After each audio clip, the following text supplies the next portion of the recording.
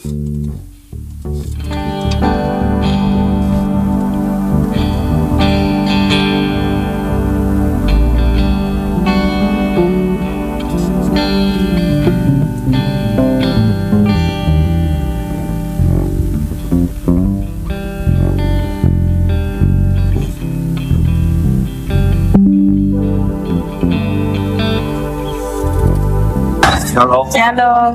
jemaat yang dikasihi Tuhan, baik yang online di rumah maupun onsite di gereja, selamat beribadah. Hari ini kita ada di bulan Juni, mari kita makin mendekat kepada Tuhan. Tuhan Yesus memberkati.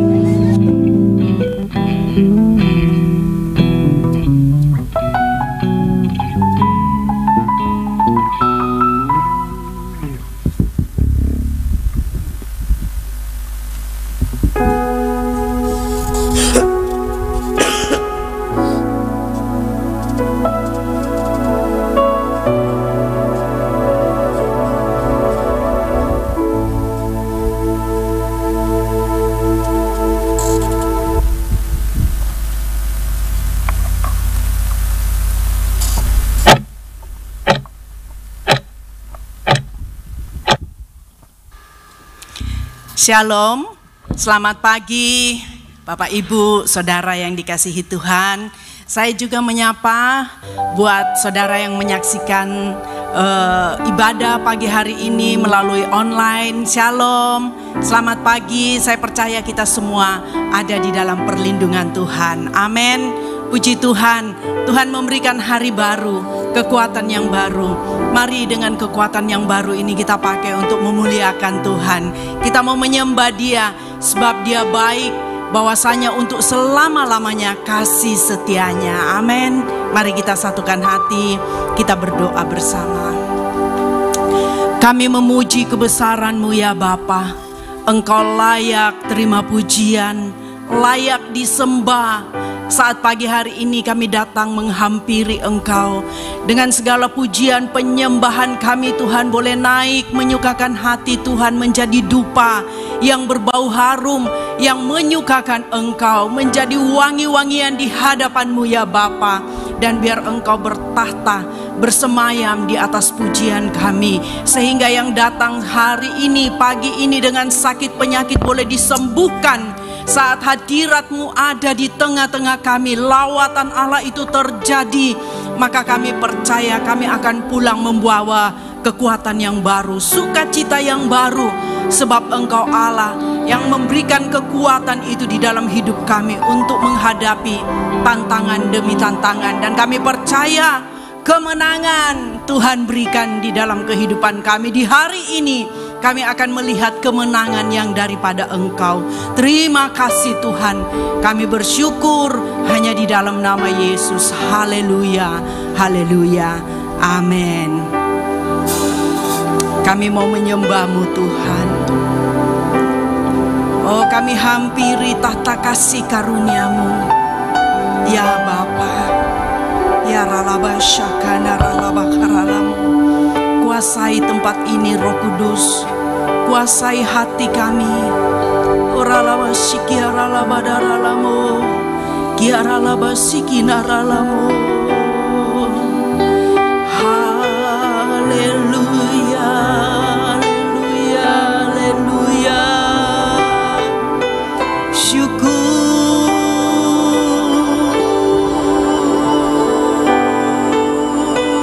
Syukur Bapa,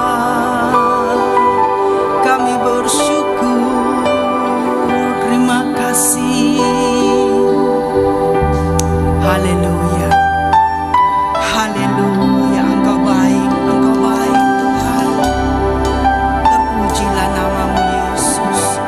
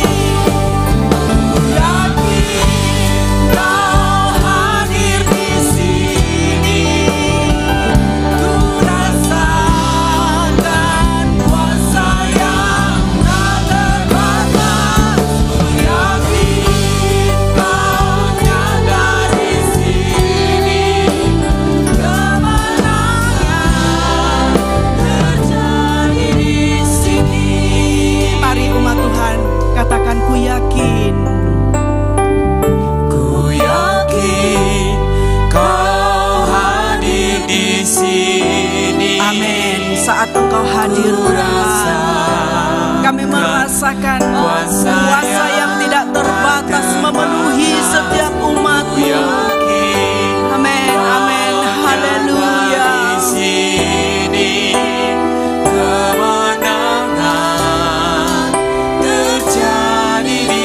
Sekali lagi katakan, ku yakin Engkau hadir. Amin, haleluya, haleluya. Ku rasakan kuasa yang tak terbatas. Ku yakin Kau nyata di sini.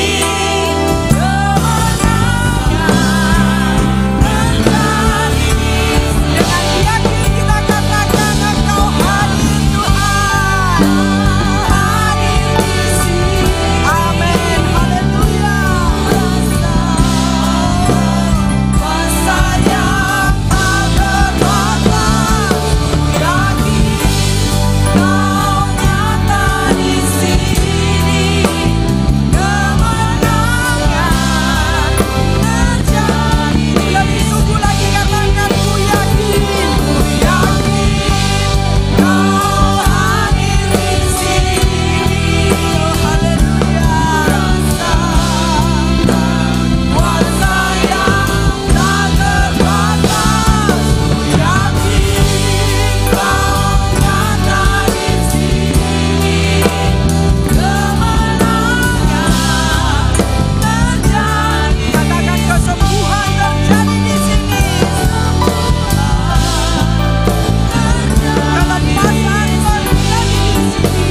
Kelepasan terjadi di sini. Mari engkau yang mau disembuhkan, engkau yang merasakan hadirat Tuhan, mari sembah Dia. Dia hadir di sini. Dia ada di tengah-tengah umatnya. Dia melawat setiap kami. Kami sembah Engkau. Haleluya. Haleluya.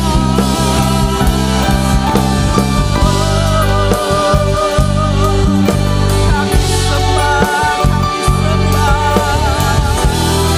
kami muliakan Engkau Tuhan. Haleluya. Haleluya.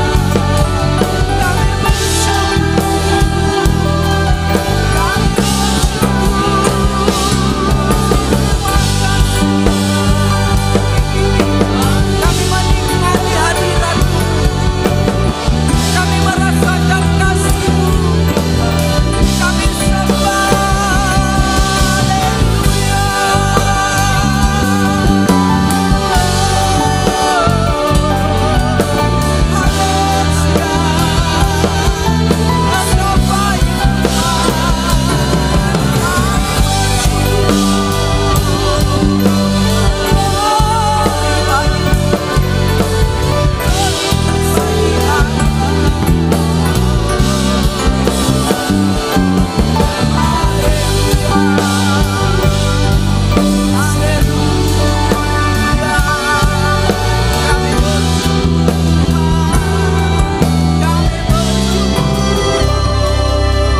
Kami bersyukur. Haleluya. Haleluya. Terima kasih Tuhan, terima kasih. Engkau baik Bapa. Terpujilah Engkau, terpujilah Engkau, Yesus. Besar setiamu, besar anugerah-Mu Tuhan di dalam hidup kami.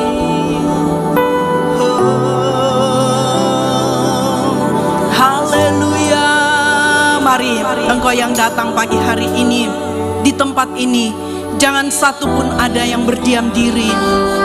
Sembah Dia. Dia Allah yang senang mendengar penyembahan umatnya. Dia Allah yang mencari penyembah-penyembahnya di pagi hari ini. Sembah Dia, katakan haleluya. Haleluya. Kami bersyukur Tuhan, Engkau baik, bahwasanya untuk selama-lamanya kasih setiamu, penyertaan-Mu sempurna di dalam kehidupan kami. Hari ini kami ada, kami sehat, kami kuat. Kami mau pakai itu untuk memuliakan Engkau. Terpujilah Engkau Yesus, terpujilah Engkau Tuhan.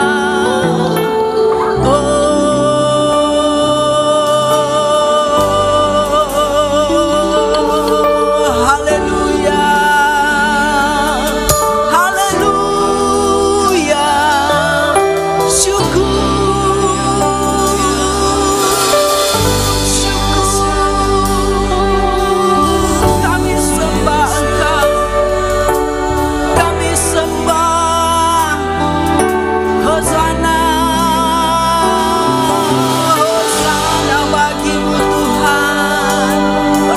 Syakadaralabadaralamu, ya ralabadaralaba syakadaralabakaralamu, ya ralabadaralaba syakadaralabadaralamu.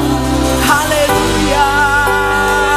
Kami meninggikan Engkau, Allah kami, Raja kami yang mulia. Haleluya. Haleluya. Kami bersuka di hadapan Yesus. Haleluya.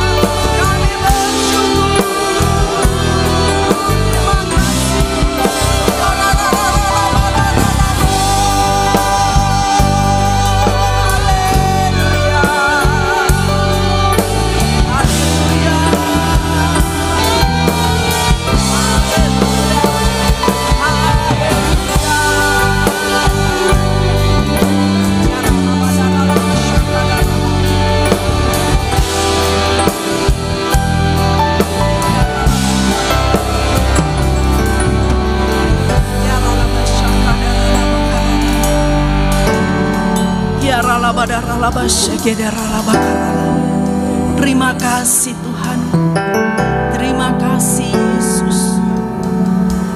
Oh haleluya. Mari saya undang semua bangkit berdiri, umat Tuhan yang dikasihi.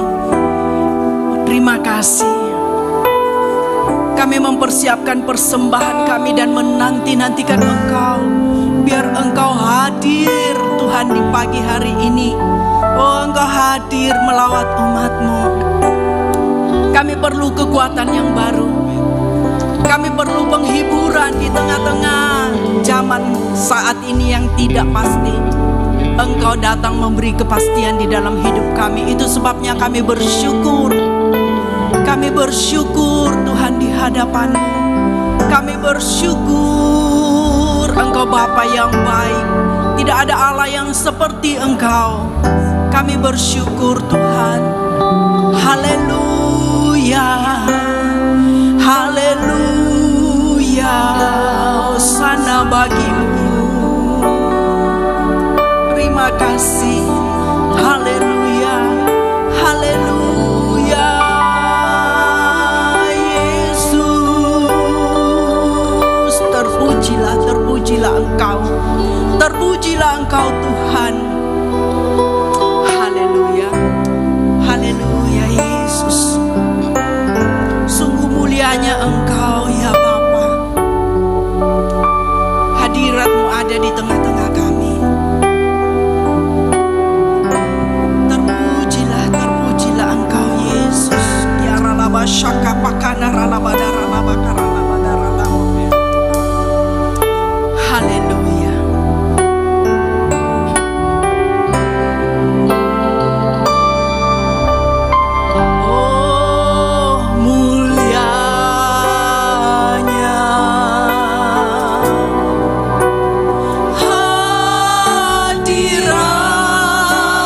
Hadirat-Mu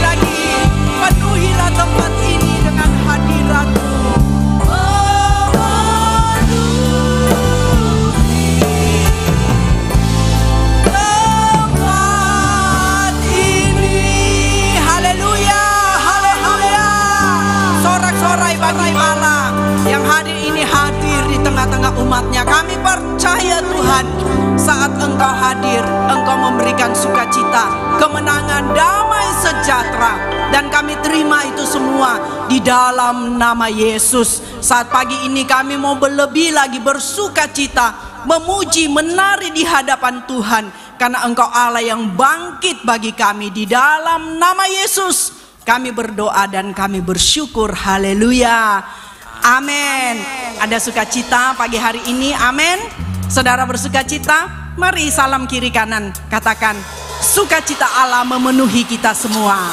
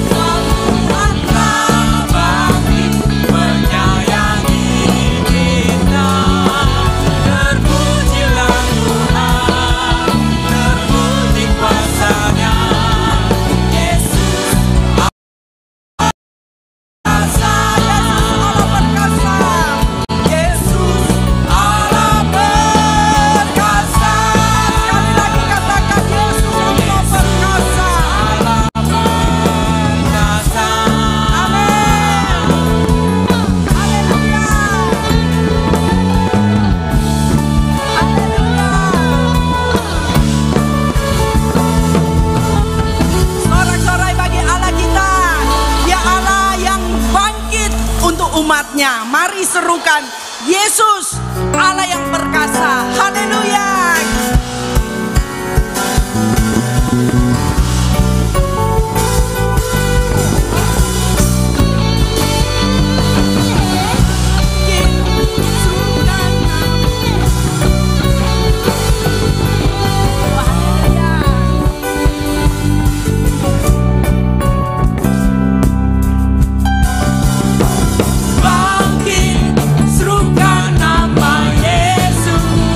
Mari katakan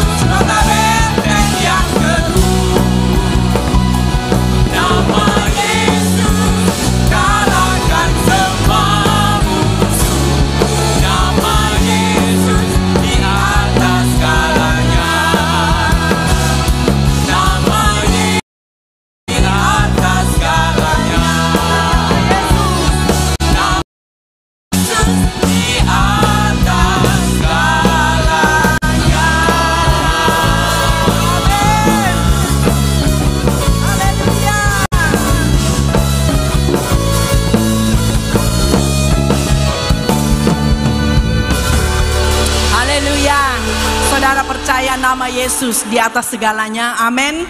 Di atas segala persoalan kita, di atas segala-galanya. Puji Tuhan. Silakan duduk Bapak Ibu, kita akan mempersiapkan persembahan kita. Kita akan memberikan yang terbaik dan dengan hati yang penuh sukacita. Mari sebelumnya kita satukan hati kita. Silakan Mas. Terima kasih Tuhan, kalau hari ini kami bersatu hati sudah memuji-Mu ya karena nama-Mu Tuhan. Saya ingin percaya Tuhan, Kau hadir di tempat ini. Kuasa-Mu nyata, kasih-Mu nyata ada di tempat ini Tuhan. Terima kasih Tuhan atas berkat-berkat-Mu yang telah Kau berikan buat kami. Tiba saja kami akan memberikan persembahan buat Engkau Tuhan. Bila apa yang kami persembahkan itu menjadi dupa di hadirat-Mu Tuhan. Terima kasih di dalam nama Tuhan Yesus Kristus kami serahkan persembahan kepada Engkau Tuhan. Haleluya. Amin. Amin. Mari kita naikkan pujian ini bersama-sama. Bapak Ibu bisa mempersiapkan persembahannya. Oh, terima kasih Tuhan.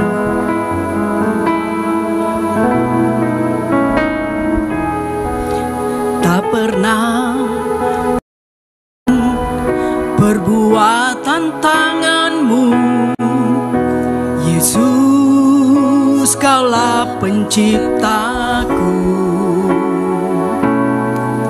Sehelai rambutku jatuh pun tahu, Yesus, Kau pedulikanku.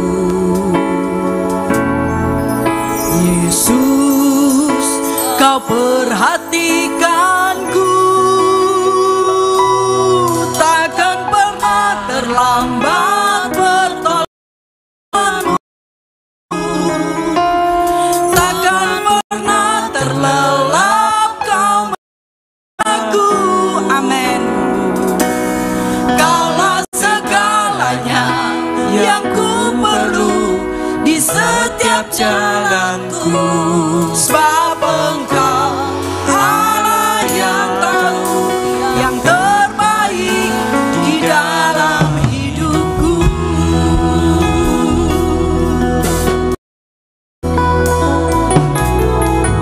Tak pernah tinggalkan perbuatan tangan-Mu, Yesus, Kaulah penciptaku.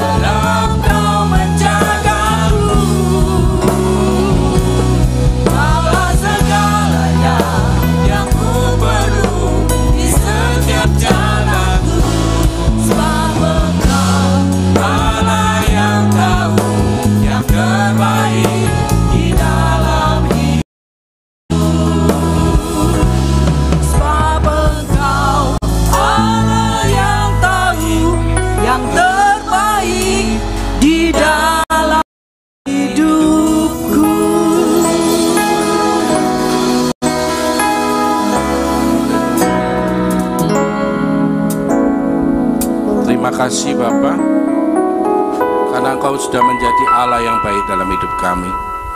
Engkau menjadi Bapa yang sangat kami. Engkau Allah yang begitu peduli dengan kami.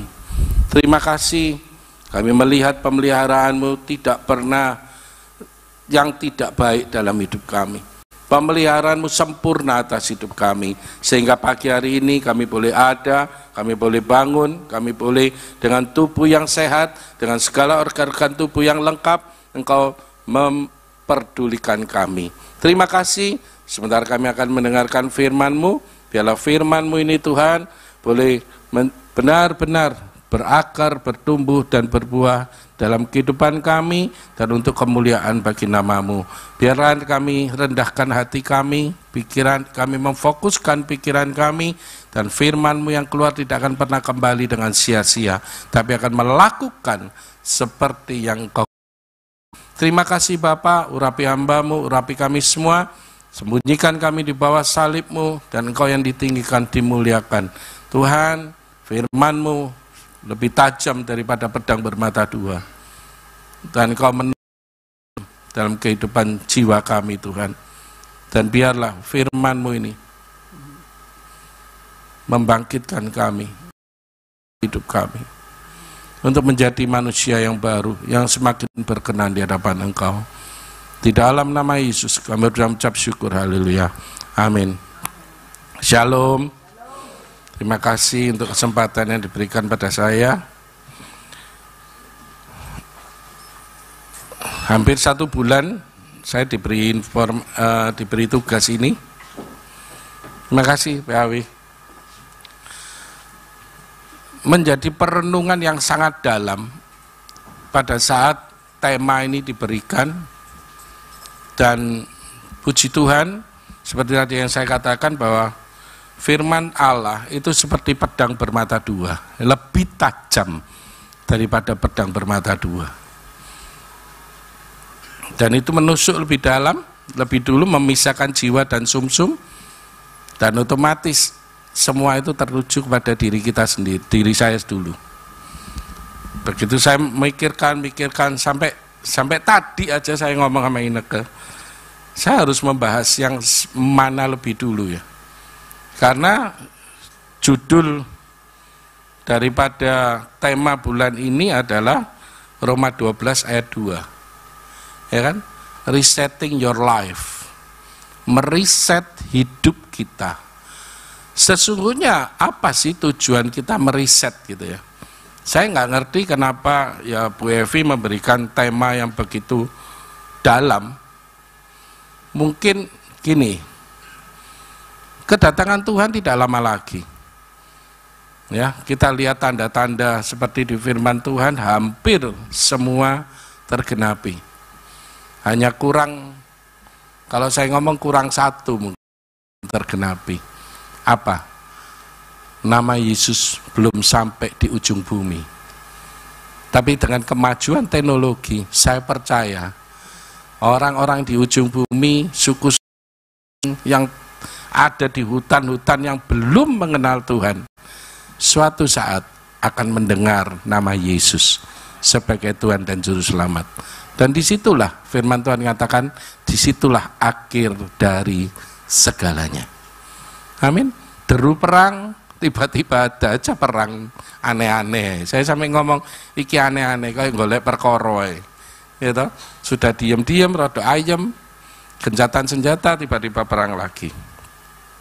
Nah, mungkin ini persiapan bagi hidup kita untuk kita melihat, meriset segala yang masih tidak baik, tidak berkenan di hadapan Tuhan atas hidup kita. Di sini lebih banyak kepada kita harus mengoreksi hidup kita sebelum kita mengoreksi orang lain. Dan jangan sampai kita ini gampang-gampang mengoreksi orang lain. Amin. Seakan-akan kita menjadi orang yang paling baik, paling mengerti, paling pinter. Atas langit masih ada langit. Riset ini meriset, mengulang kembali, bukan kita berpedoman dengan pengalaman yang lama, tetapi kita melihat apa yang harus kita rubah dalam kehidupan kita. Jangan ngomong saya tidak bisa berubah. Itu sudah namanya orang bebal. Orang bebal itu ternyata saya searching lagi, bebal. Ternyata akar dari bebal itu adalah kesombongan. Karena dia tidak pernah mau membenahi dirinya untuk berubah menjadi lebih baik yang sesuai dengan yang Tuhan mau. Ini orang bebal. Orang yang tegar tengkuk kalau bangsa Israel. Dan otomatis tidak perlu harus dibikin suatu alasan apapun. Orang bebal, orang yang tidak mau berubah, tidak ada bagian dalam kerajaan Allah. Itu firman yang ngomong, bukan saya yang ngomong. Makanya selama hampir 1 bulan lebih ini saya memikirkan itu, saya bertobat, saya ngomong, Tuhan, aku tidak mau menjadi orang. Aku mau menjadi orang yang mau dirubah dari hari ke sehari untuk menjadi seperti Yesus. Gampang? Tidak gampang. Karena kembali ya ke Roma 12 ayat yang kedua, itu temanya. Janganlah kamu menjadi serupa dengan dunia ini. Kata di depan aja udah mengatakan janganlah. Berarti ada sesuatu yang sering kita lakukan. Makanya dikatakan janganlah engkau menjadi serupa dengan dunia ini. Kenapa? Kan itu. Kenapa kok tidak boleh serupa dengan dunia ini? Kita lihat rencana Allah yang terutama di dalam hidup kita. Pada saat dia menciptakan kita, di Kejadian 1 ayat 20, dikatakan apa? Marilah kita menjadikan manusia menjadi serupa dan segambar dengan kita. Ada, oke, Kejadian 1 ayat 27, ini yang terjemahan baru ya.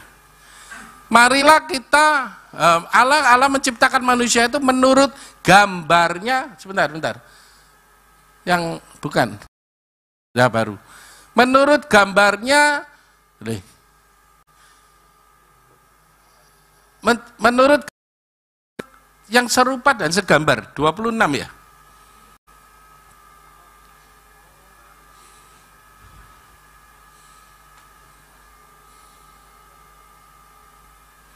Sorry. Kok enggak cocok? Kejadian 1. Guys, kalau apa ngelangel handphone. Suwen. Kejadian 1 ayat 26. Ya benar, 26. Berfirmanlah Allah, baiklah kita menjadikan manusia menurut gambar dan rupa kita. Itu terjemahan ada 2, saya memberikan 2 perbandingan terjemahan. Ya, kalau yang terjemahan biasa kita baca, baiklah kita menjadikan manusia menurut gambar dan rupa kita. Tapi di terjemahan lama luar biasa. Kok ini? Oh, baiklah kita, sorry, itu betul. Baiklah kita menjadikan manusia apa? Atas peta dan atas teladan kita. Terjemahan sederhana Indonesia TSI 43. Kemudian Allah berkata, marilah kita menciptakan manusia supaya menyerta dan apa? Mencerminkan sifat-sifat kita.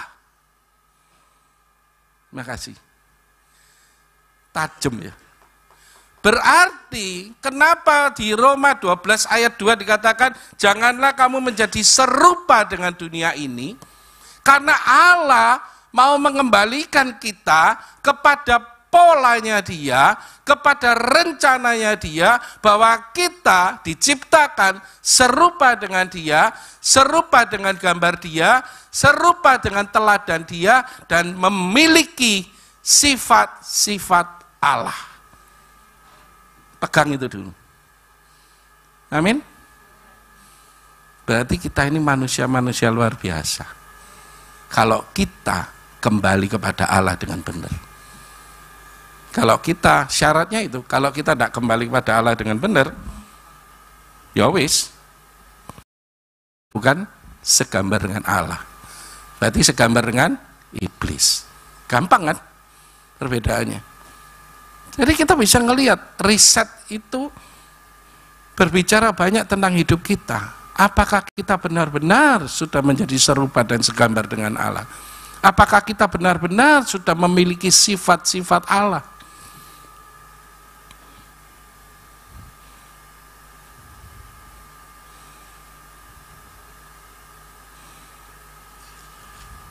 Ada 2 poin ya di Roma 12 ayat 2 itu. Yang pertama, janganlah menjadi serupa dengan dunia.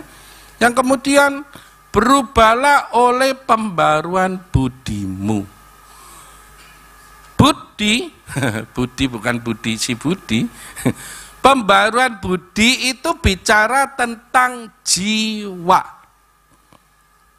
Setuju? Dan jiwa di manusia itu adalah pikiran, perasaan, dan kehendak. Loh, kenapa kok pembaruan budi, kok pembaruan jiwa? Kok tidak roh sih? Kok tidak tubuh sih? Roh kita, pada saat kita terima Yesus sebagai Tuhan Juru Selamat, sudah menjadi ciptaan yang baru. Roh Allah masuk di dalam kehidupan kita, manunggal dengan kita, menjadi dalam kita adalah roh Allah. Jadi tidak perlu dibaharui lagi. Kenapa kok tidak tubuh? Next, tubuh itu urusannya nanti. Pada saat Yesus datang kembali yang kedua, tubuh kita dirubah menjadi tubuh kemuliaan. Tubuh yang mana Pak? Ya tubuh iki. Pak Hendri kan sedang mengajar second coming. Betul ya Pak ya? Tubuhnya ini. Lah masuk tubuhnya saya berubah nanti jadi tubuhnya Bu Heti. Lah lucu. Ya jangan ya toh. Bu Heti berubah jadi tubuhnya Agus. Wah gede gagah. Gak cocok. Tubuh kita ya tubuh ini yang dirubah oleh Allah dalam bentuk kemuliaan. Setuju? Makanya ternyata di luar urusan roh yang sudah dirubah, tubuh yang akan datang, yang saat ini mau dirubah oleh Tuhan adalah jiwa kita. Jiwa berbicara pikiran, perasaan, dan kehendak. Gak gampang.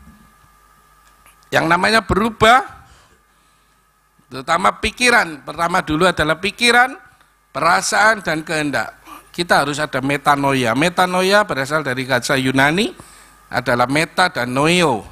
Meta artinya, noeo berarti pikiran. Berarti metanoia adalah perubahan pikiran atau sama dengan pertobatan. Boleh dispesifikasikan lagi, transformasi yang mendalam mencakup perubahan apa? Pola pikir, sikap, dan perilaku seseorang. Berarti ada perubahan yang fundamental. Kalau kita belum ke situ, coba nanti, saya sebetulnya mau bahas di Roma 8. Waktu Bu Evi sama Pak Tanto ada perenungan gembala, sempat disinggung Roma 8. Dan saya waktu itu sedang merenungkan Roma 8 ayat 1 sampai 17. Kalau engkau tidak di dalam Kristus, berarti engkau bukan milik Kristus. Saklek. Jelas. Ayo koreksi, kita meriset hidup kita. Apakah benar-benar ini kita ini sudah memiliki betul-betul di dalam memiliki Kristus? Tidak gampang. Apalagi di akhir-akhir zaman ini. Perubahan pikiran itu yang bagaimana? Perubahan pikiran sangat erat dengan kedewasaan rohani. Waktu kami di MMC kemarin, kami membahas kedewasaan rohani, sedikit menyinggung kedewasaan rohani. Saya sangat diberkati dengan kesaksiannya Pak Slamet, bagaimana dia mengatasi dirinya dan keluarganya di satu lingkungan yang tidak mendukung, di satu lingkungan yang sangat menjengkelkan, menggregetkan, ya, bahasa Indonesia yang gregetno itu menggregetkan, ya, itu, tapi dia bisa bertahan, dia memakai kedewasaan rohani. Kedewasaan rohani seseorang tidak bisa diukur dari umur, tidak bisa diukur, oh berapa lama dia jadi pengikut Kristus. Saya lahir procot Kristen, saudara, didoakno haleluya puji Tuhan, iya toh. Sekarang udah 58 tahun, berarti 58 tahun aku Kristen. Apakah bisa menunjukkan kedewasaan? Tidak tentu. Tetapi kedewasaan rohani itu dilihat, sangat dilihat dari apa? Dari aplikasi hidupmu sudah menunjukkan seperti tadi, sifat-sifat Kristus enggak? Meneladani Kristus enggak?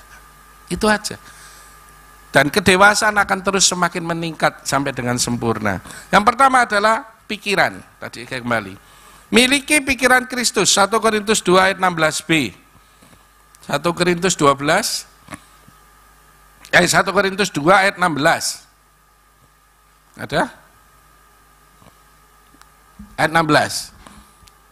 Yang B, berarti siapakah yang dapat mengetahui pikiran Tuhan sehingga dapat menasihati dia? Tetapi kami memiliki pikiran Kristus. Ini yang benar. Kenapa kita harus memiliki pikiran Kristus? Jangan ngomong, wah Bapak ya punya pikiran Kristus. Ya, karena bisa enggak? Bisa, karena apa? Seperti tadi.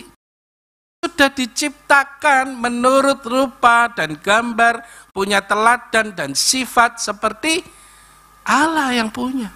Berarti kita harus punya itu.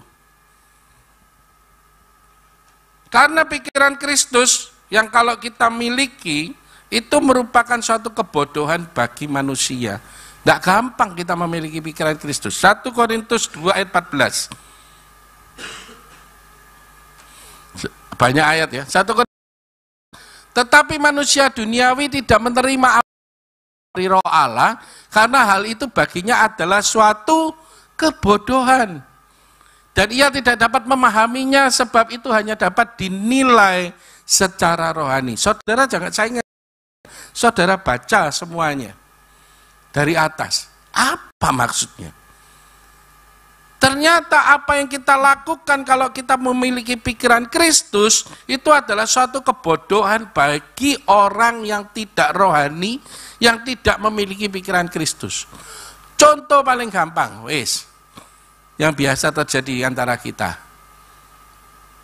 Satu dengan yang lain, ono gegeran, ono selisih paham. Betul tidak? Ada toh? Terjadi kan? Nah, apa kredit?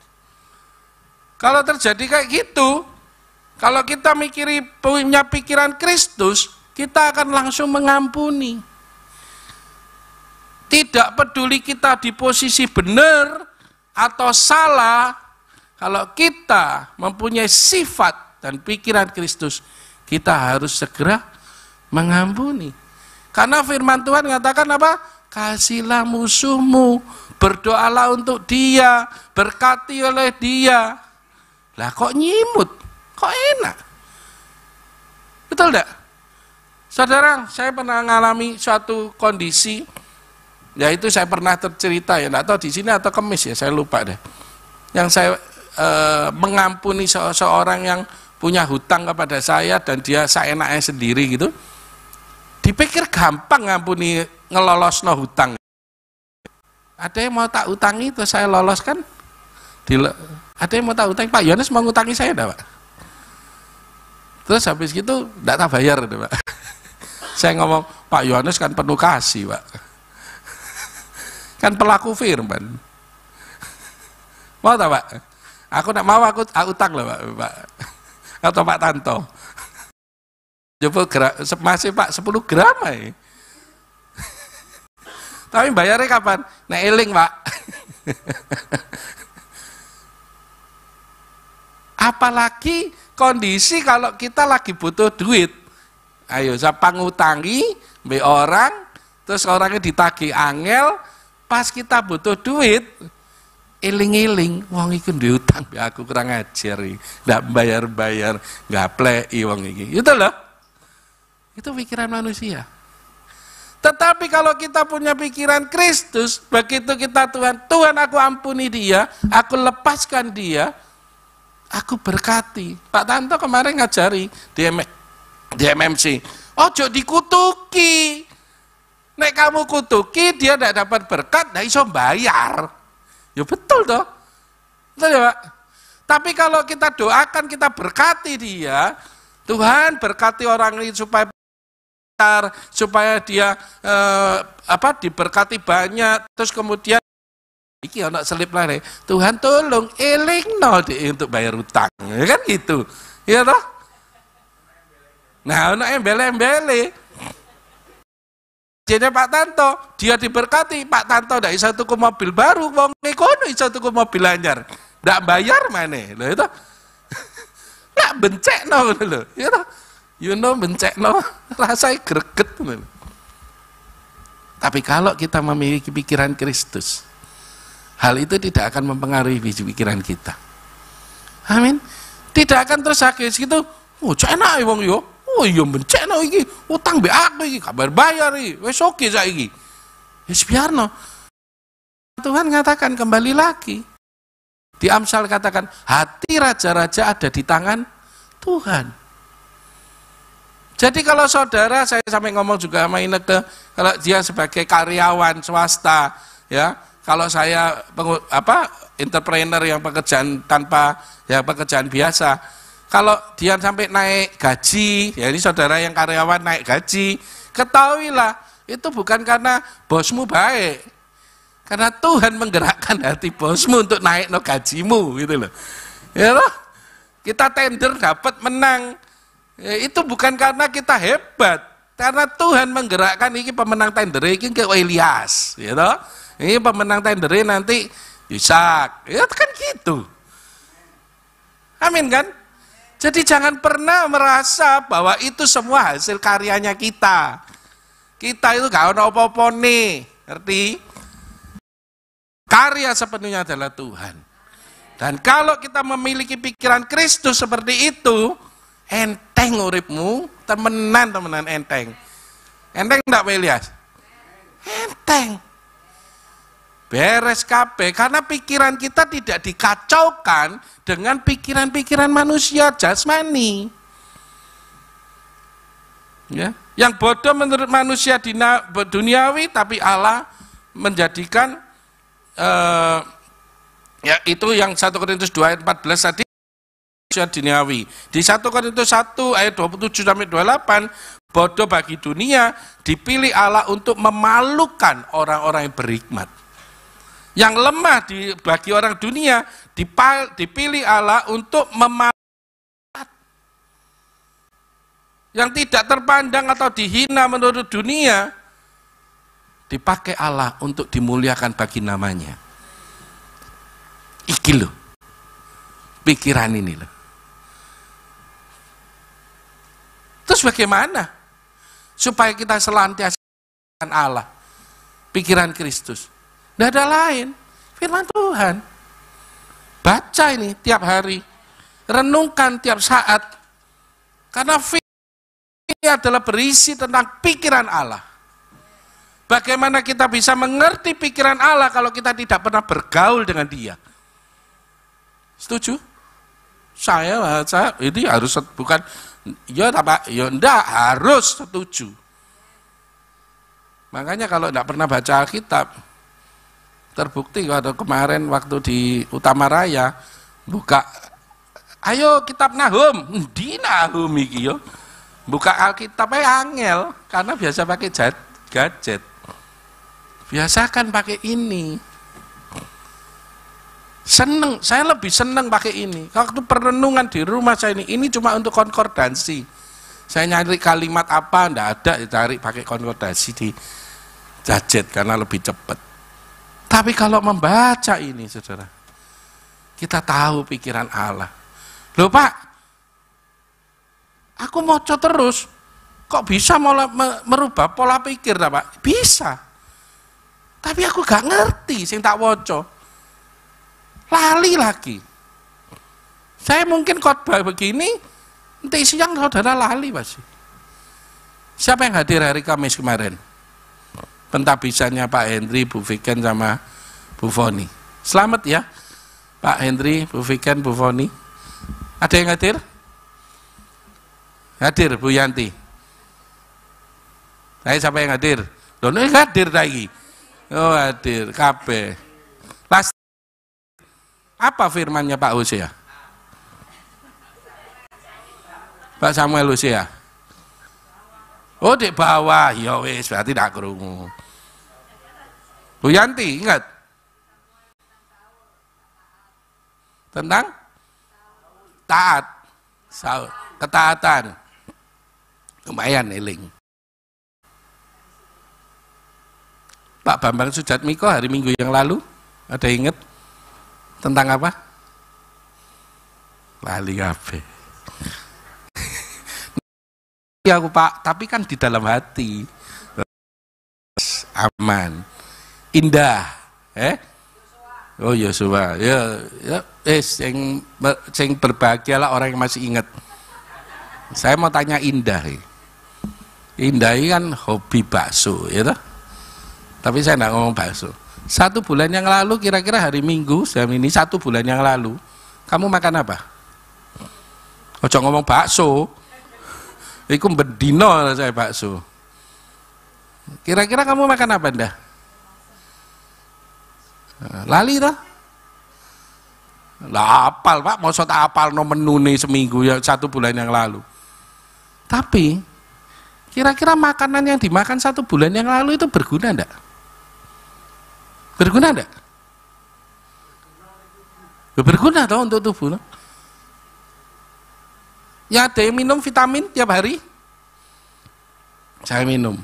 Pak Tanto minum ya Pak ya, vitamin Pak ya. Vitamin yang diminum tuh berguna enggak Pak? Berguna. Langsung sadek saknyet atau sama dengan firman. Enggak perlu kita menganalisa vitamin yang mlebu itu vitamin A ini berguna untuk mata, mengandung beta karotin dan ini enggak perlu toh. Tapi yang tahu kita bahwa kita bisa melihat, kita bisa sehat, mata kita, mungkin tubuh kita bisa baik, karena mungkin asupan makanan yang masuk dalam hidup kita, vitamin yang masuk dalam tubuh kita, dicerna oleh tubuh, menjadi suatu kekuatan atau cadangan untuk pertahanan tubuh. Sama dengan firman Tuhan. Kalau kamu makan tiap hari, renungkan firman ini, mungkin tidak ngerti, gak popo. Masukkan terus dalam hidupmu, dalam tubuhmu, dalam pikiranmu, karena dia suatu saat dia akan menjadi pertahanan yang kuat untuk imanmu. Amin. Luar biasa, saudara. Maka pikir kita harus dirubah dengan banyak membaca firman. Kalau kita tidak baca firman, tidak gatuk nanti ngomong sama orang yang Allah pokon ampuni, kok enak men kon ampuni. Tidak gatuk wis. Iso gegeran dewe. Karena tadi sudah jelas dikatakan bahwa apa yang dilakukan oleh manusia rohani tidak bisa diterima oleh manusia jasmani. Karena dianggap suatu kebodohan. Melihat bahwa Yesus, apa yang dilakukan Yesus adalah suatu kebodohan. Dia mati di kayu salib untuk menebus dosa manusia. Tapi iblis kena prank. Yesus mati kemudian dia bangkit. Itu kemenangan di alam maut yang menyatakan bahwa dia adalah penguasa alam maut dan alam semuanya. Membuat iblis jadi gentar, jadi kaget. ternyata kematian Yesus di kayu salib bukan suatu hal kebodohan dan sia-sia. Tadi saya bicara mengenai cepet direk jamirek pikiran. Yang kedua tentang perasaan. Filipi 2 ayat 5. Hendaklah Filipi 2 ayat 5. Hendaklah kamu dalam hidupmu bersama menaruh pikiran dan perasaan yang terdapat juga dalam Kristus Yesus. Tadi pikiran sudah. Perasaan yang kayak apa yang ada dalam Kristus Yesus, ya kan? Saya membaca, saya merenungkan, Tuhan, selama Tuhan di dunia ini apa ya yang paling membuat Tuhan itu perasaan Tuhan itu gimana sih? Ternyata saya ngambil satu kesimpulan bahwa perasaan yang terdapat pada Kristus Yesus belas kasihan. Selama dia perjalanan pelayanannya, pada waktu dia melihat orang sakit, orang buta, orang tuli, orang kusta, orang mati, dia selalu apa? Tergeraklah hatinya oleh belas. Apakah kita memiliki itu dalam hidup kita? Wes gak peduli Pak, perasaan wong, pokoknya aku ngamuk tak getno, gak peduli, salah. Ngomong saya naik dewi cemplong, ndak mikir no perasaannya orang, ndak memikirkan efek yang terjadi. Bawang iku luka hati, patah hati atau kecewa, gak ngurus. Yang penting aku wis nyampe no Pak. Wih, iki kasar. Ini saya ngomong tidak memiliki kedewasaan rohani. Matius 9 itu contoh aja ya. Memandang Matius 9 ayat 13 dikatakan apa? Jadi pergilah dan pelajari arti firman ini, yang ku kehendaki ialah belas kasihan, bukan persembahan. Karena apa? Aku datang bukan untuk memanggil orang benar, melainkan orang berdosa. Jadi jangan sampai kita punya, saya awal katakan, jangan kita merasa sok lebih daripada yang lain. Kita menghakimi orang. Mungkin kita pakai firman, tapi sesungguhnya itu firman yang dipakai bukan untuk membangun orang itu, tapi untuk menjatuhkan orang. Tidak bisa. Pakailah perasaan yang dimiliki oleh Tuhan. Belas kasihan. Melihat orang yang berdosa, melihat orang yang belum mengenal Tuhan. Saya sekarang sudah beberapa saya praktekkan setiap perjalanan nganterkan ini ke perjalanan ke Surabaya. Saudara, jalur-jalur yang kami lewati itu kan jalur-jalur padat banget. Terutama di bundaran Bulog. Ya. Itu kan senantiasa rame gitu ya, dari mana? Ayani puter balik masuk Jemur Andaya. Wih, koyok dawet campur gak karu-karuan. Sepeda motor saya naik, mobil saya naik. Saya ngelihat kadang waktu kalau stopan itu melihat wajah mereka, ada yang lesu, ada yang mereka bersemangat, tanpa harapan, mau kelihatan mukanya itu. Saya cuma ngomong, Tuhan berkati mereka. Mereka sedang berusaha, mereka sedang bekerja, berkati mereka Tuhan, berikan belas kasihan-Mu. Di dalam mobil saya doa, saya minta Tuhan berkati, curahkan berkat-Mu atas kehidupan mereka. Mungkin mereka butuh untuk keluarganya, untuk anaknya, mereka ada kesulitan-kesulitan, Tuhan berkati mereka. Beri mereka keselamatan di jalan, tidak ada gangguan, tidak ada kecelakaan. Kenapa? Sakno. Kita bisa ada di dalam mobil. Mungkin nek ketayenggor ketabrak ya wis babano lah, peyok sidik gak mopo. Tapi kan ndak mengancam nyawa. Nah, mereka yang di sepeda motor warwer apa ndak sakno? Pernah doakan itu? Ayo miliki belas kasihan daripada Tuhan. Saya di tol, saya ngomong Tuhan jangan sampai ada kecelakaan. Ngeri kalau kecelakaan di tol.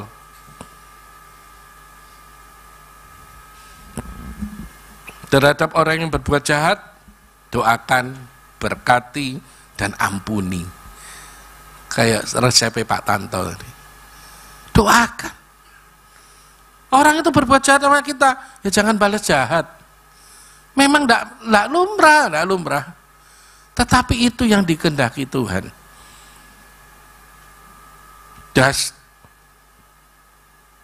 Kehendak. Yang ketiga, pikiran, perasaan, dan kehendak. Kehendak bicara tentang niat dan tindakan. Yohanes 4 ayat 34. Yohanes 4 ayat 34 katakan ini. Kata Yesus kepada mereka, makananku ialah melakukan kehendak Dia yang mengutus aku dan menyelesaikan pekerjaannya.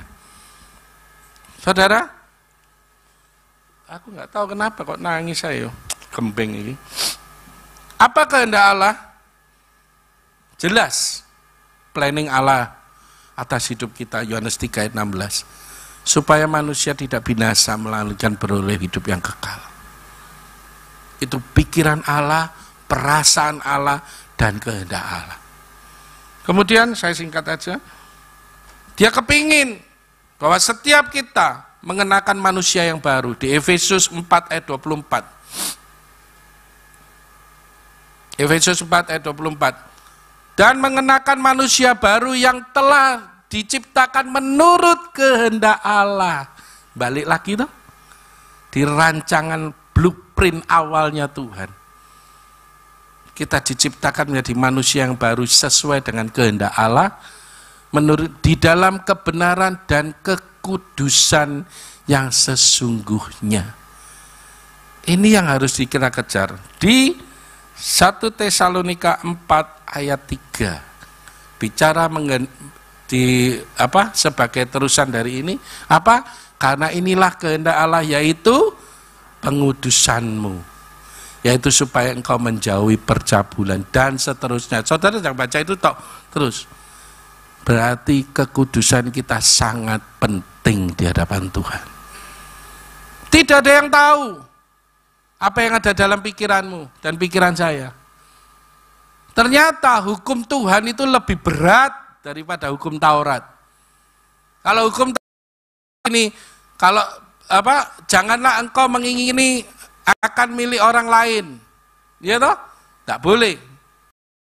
Kalau hukum Yesus mengatakan walaupun dalam kasih karunia, pada saat engkau memandang wanita dan engkau merasa keinginannya, engkau sudah berzina. Engkau apa enggak lebih berat? Lebih berat. Secara manusia tidak akan pernah bisa kita lakukan. Tetapi bersyukur kepada Allah, kita diberi Roh Kudus yang memampukan kita. Selalu mengucap syukur di 1 Tesalonika 5 ayat 58. Terus kemudian di 1 Petrus 2 ayat 15 dikatakan kita harus senantiasa berbuat baik. Itu kehendak Allah dalam hidup kita. Kesimpulan pasti. Di Roma 12 ayat 1 sampai 2 mengatakan resetting my life. Oh iya tadi saudara, pada waktu saya tadi iseng ya. Saya bicara tentang, saya teringat, sebetulnya saya sangat teringat dengan Alkitab saya ini kedua ini. Kedua aja tahun 87 ini.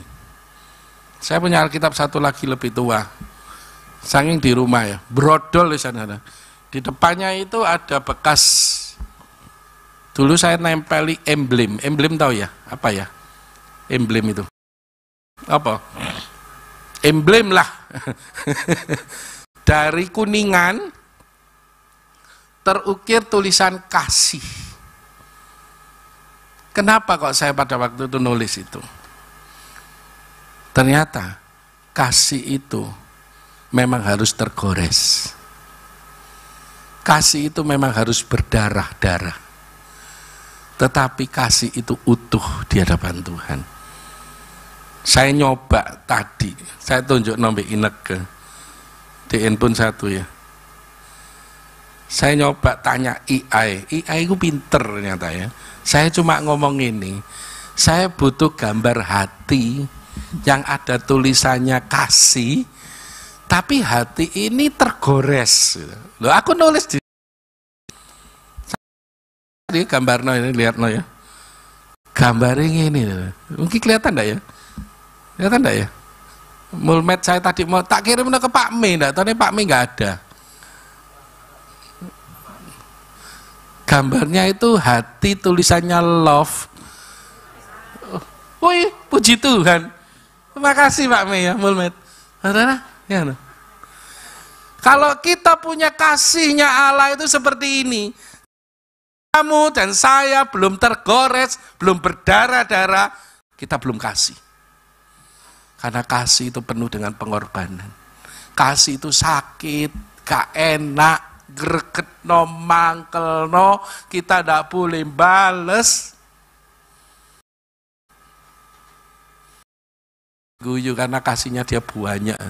Hati ini paling wis rusak-rusak, geret-geret ini, berat-berat ini ya Bu ya. Jadi kalau kita disakiti orang, terima kasih yo, karena belum seperti Yesus mati di kayu salib. Apa ya? Pinter AI. Harus menjadi manusia yang dewasa rohani. 1 Korintus 3 ayat 1 sampai 9. Itu tentang selama belum dewasa disebut sebagai manusia duniawi. Kalau dewasa makanannya pasti makanan keras. Ayo resetting your life.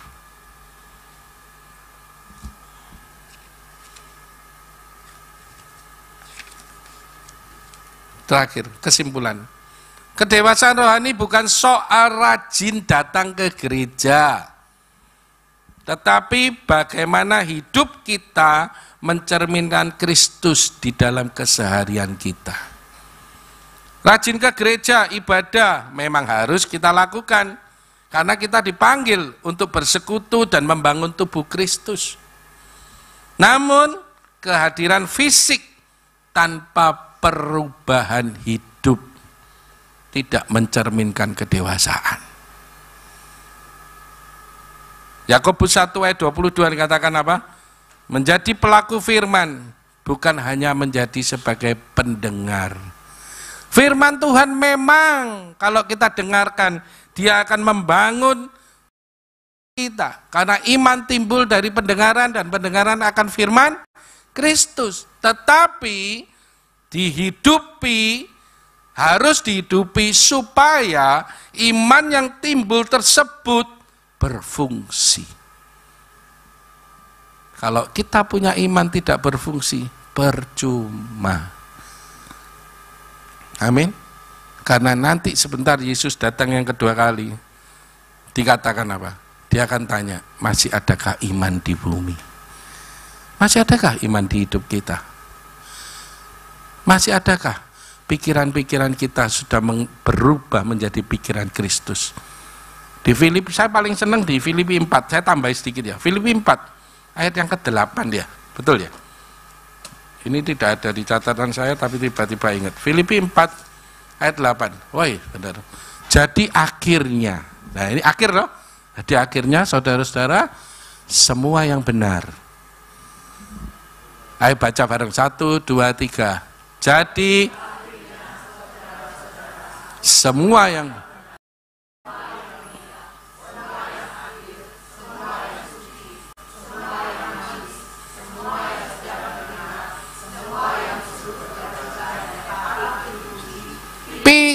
noting ini.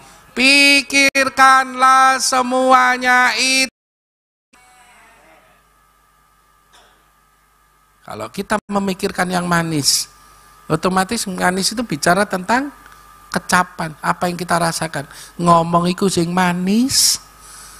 Bu Viken, baik. Gitu loh. Terima kasih Mulmet sudah melakukan yang terbaik. Gitu loh. Manis, sedap didengar. Timbang, Mulmet, kasih ya. Enak gitu loh. Walaupun ngomongnya terima kasih nih podo. Ingat di Amsal dikatakan apa? Seperti apel di pinggan emas, apel perak di pinggan emas. Di situ perkataan yang tepat pada waktunya akan menyukakan orang. Dan itu salah satu sifatnya Allah tadi. Kita meneladani dia, kita ngerti sifat-sifatnya.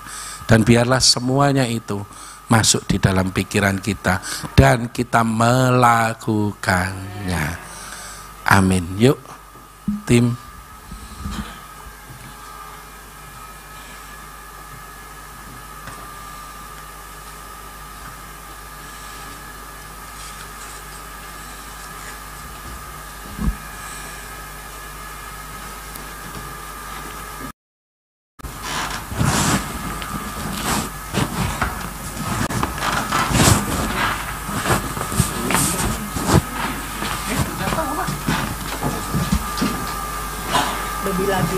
Lagi. Yuk kita renungkan firman dan kita praktekkan ya. Roh kita sudah dirubah menjadi manunggal dengan rohnya Allah. Yeskiel 36 ayat 26-27. Dan Roh Kudus itu juga yang memampukan kita melakukan semua ini. Jangan pernah berpikir, oh aku mampu, tak rubah ya pikiranku gini. Tidak bisa. Yang bisa adalah Roh Kudus yang menolong kita. Kalau dengan kekuatan kita tidak mungkin. Kita juga tidak mungkin gampang mengampuni orang kalau bukan Roh Kudus yang memampukan kita. Gak enak disakiti. Serius gak enak. Dibenci orang tanpa alasan, dirasani sana sini, gak enak. Tapi firman Tuhan ngomong apa? Jangan membalas, karena pembalasan itu adalah hakku, kata Tuhan. Apa yang harus lakukan? Diam. Serahkan semua di dalam kaki Tuhan, pada kaki Dia. Ampuni. Biarlah ini semua berjalan. Yuk. Bawaku lebih dalam, masuk dalam hadirat-Mu, lebih lagi menikmati kemuliaan-Mu. Penuhiku Roh Kudus dengan kuasa urapan-Mu. Lebih lagi sampai Roh-Mu menguasai